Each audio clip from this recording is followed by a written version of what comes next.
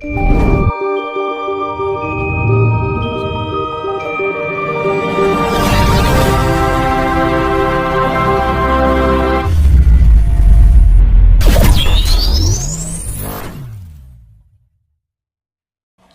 gini, tujuannya Nusantara untuk menjadi mercusuar dunia ini bukan untuk menguasai, kan gitu.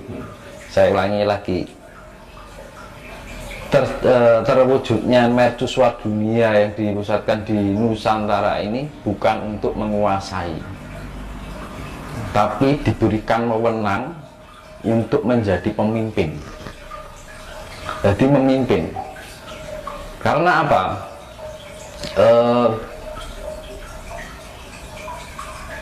Nusantara ini diberi kewenangan untuk memimpin namanya dunia, karena dari segi pengetahuannya itu lebih kompleks, dari kondisi keadaan alamnya lebih kompleks, ya, kekayaan alamnya.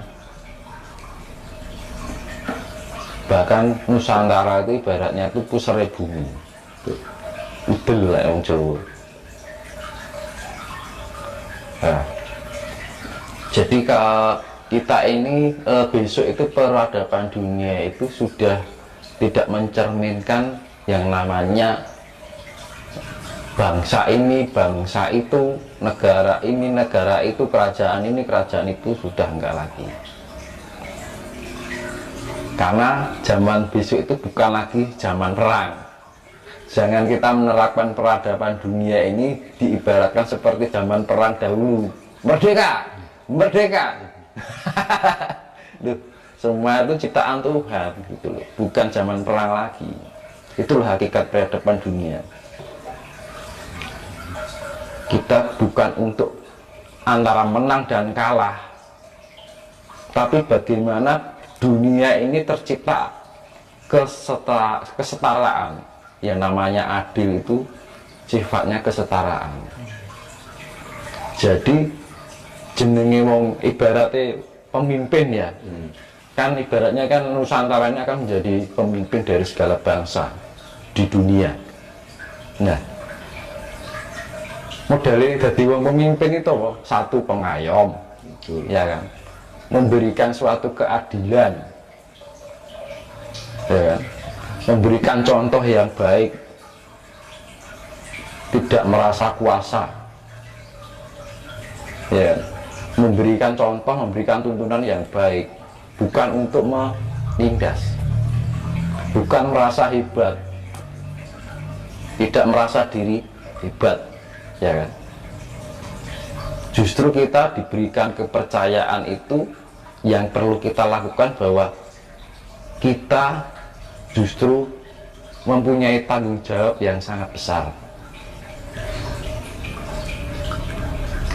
Apakah salah satu upaya atau syarat atau langkah-langkah agar Nusantara ini terwujud menjadi mercusuar dunia itu termasuk bangkitnya ajaran Budi, Mas? Nah itu, jadi yang saya tadi bilang, apa tadi, budi pekerti, ya. Pengetahuan orang Jawa itu lebih kompleks, lebih fleksibel, dan sifatnya universal. Itu orang Jawa itu pengetahuannya lebih, saya gini, orang Jawa mengajarkan tentang tata krama, ya kan. Dari segi bahasa aja, bahasa krama halus, krama inggil, basa Jawa Kawi, macam-macam. Itu dari segi bahasa. Dari cara memanggil orang tua dengan anak muda beda. Mas, Pak, ya kan, Mbak, ya kan, Iya. Om, kan. Ibarat kita ke lebih tua manggilnya Mas, manggil di luar negeri kan nggak ada. Itu dari cara memanggil itu sudah tahu bagaimana cara menghargai dan menghormati seseorang. Ya, istilahnya cara basa niki tepo saliro. Kita bisa memahami orang lain dan menghargai orang lain dan menghormati orang lain. Walaupun itu anak kecil dipanggil Dik. Nah, wong Jawa kan ngono. Nek wong luar negeri kan celuk jenenge, ya toh. Itu dari segi bahasa. Iya. Terus secara Jawa itu sebenarnya leluhurnya masih ada lagi. Maksudnya masih ada lagi gimana? Jadi Jawa ini leluhurnya itu ada yang lebih hebat lagi daripada Jawa itu sendiri. Leluhur Jawa masih ada yang lebih hebat lagi Dari orang Jawa yang sekarang. iya iya iya. Kuli Jawa saya enak sing ngumpuli, Mas. Nah itu. Dan ini sisa-sisa Jawa itu. Sisa-sisa dari Lemuria. Nah, Nusantara ini sisa-sisa dari Lemuria yang apa? Peninggalan Lemuria yang tersisa. Gitu.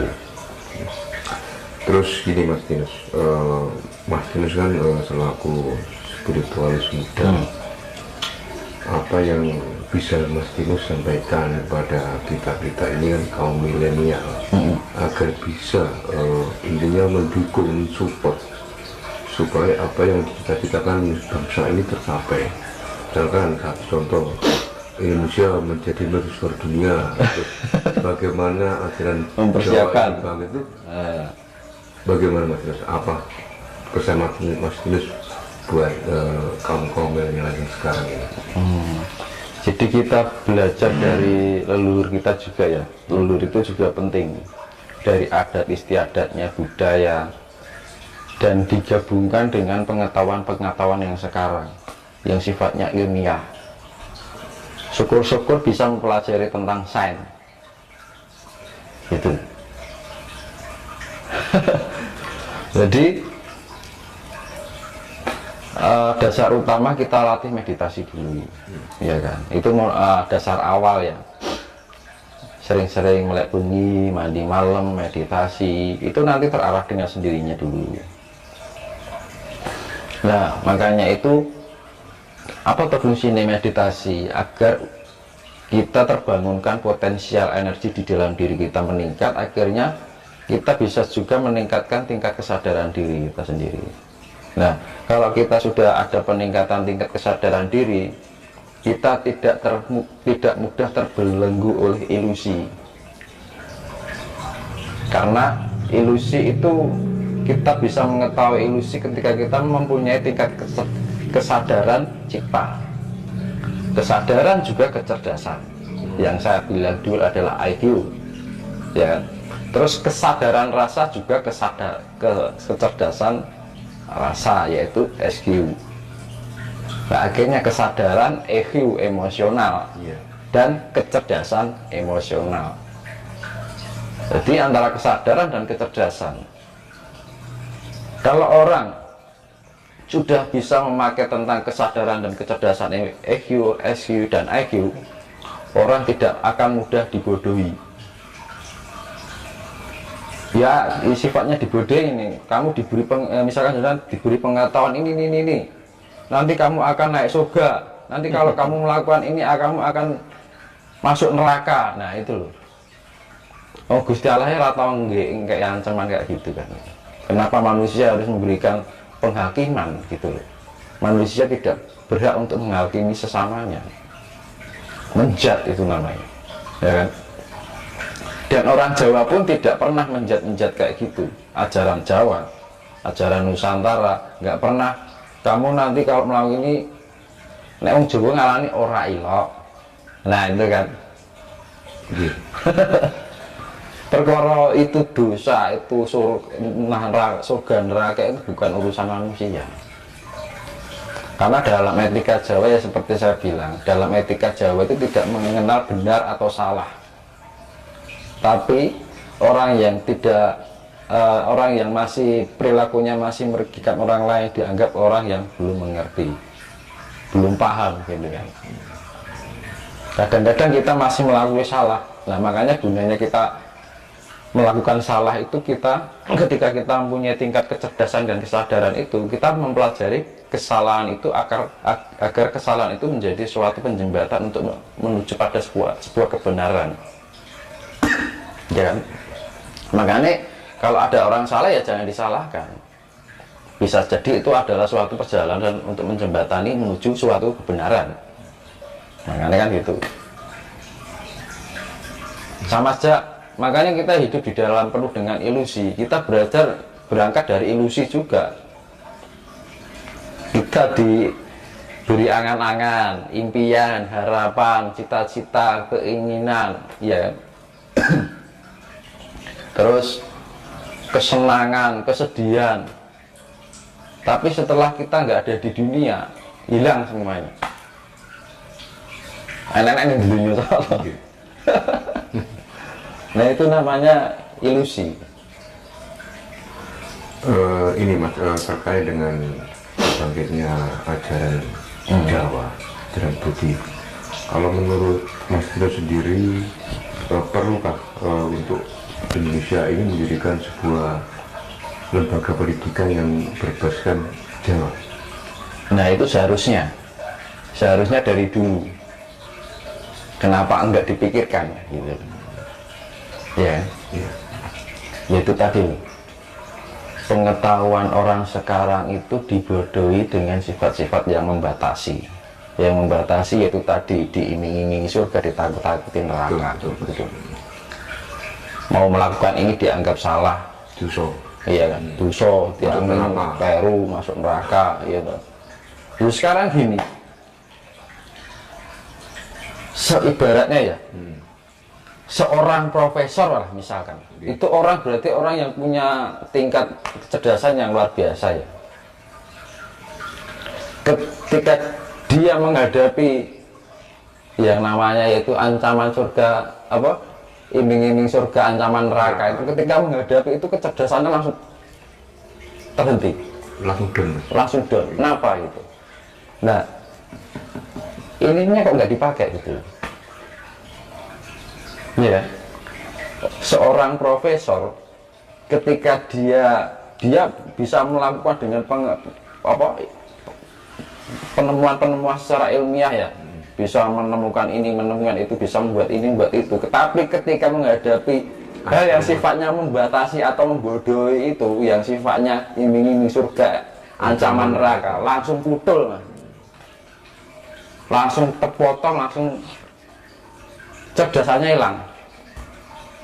Nah itu, makanya intelektual tanpa diimbangi dengan kecerdasan dan kesadaran spiritual itu akan juga bodoh. Kecerdasan spiritual dan kesadaran spiritual tanpa diimbangi kecerdasan ini juga akhirnya timbul kefanatikan. Ya, akhirnya gitu loh. Rumoso bener, rumoso apik, rumoso suci, liane salah. Justru orang Jawa itu tidak pernah, ajaran Jawa itu menyalahkan orang lain dan menganggap diri merasa benar. Orang Jawa itu diajari lembah manah rendah hati ya. Ya, dasarnya lembah manah, alon-alon waton kelakon, ya kan. Pelan-pelan asal tersampaikan. Sekarang apa? Ambisi yang berjalan. Alon-alon remuk, rentok apa-apa. Nah itu budaya dari mana? Jawa dari itu Jawane wis hilang. Ya. Seperti kasus kemarin Mas, orang Jawa dikatakan salah satu ustadz atau ulama bahwa orang Jawa itu menyembah pohon. Buktinya orang Jawa nggak protes kan, nggak sampai demo kan. Nah itu kan bukti bahwa orang Jawa itu yang lembah mana seperti yang tadi Mas sampaikan. Iya.